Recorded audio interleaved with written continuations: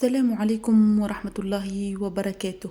واجه مقدم برنامج الرف ماج الذي يبث عبر أمواج إذاعة ديوان اف ام موقف يوسف الصديق وتصريحاته خلال حضوره في برنامج فكرة سامي الفهري، حيث قال أنه لا يوجد عقوبة لتارك الصلاة في القرآن. وأشار رفيق بوشناق أنه كان يجب أن يكون هنالك رد في بلاتو فكرة سامي الفهري على قناة الحوار التونسي على خطاب يوسف الصديق، لأن هذه الأمور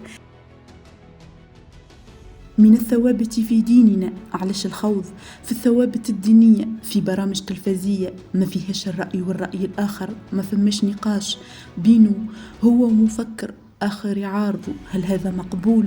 وردد رفيق بوشناق جملة من الآيات للتأكيد على وجود العقوبة لتارك الصلاة في القرآن. فأستغفر الله العظيم وأتوب إليه، وإن شاء الله ربي يهدي الجميع.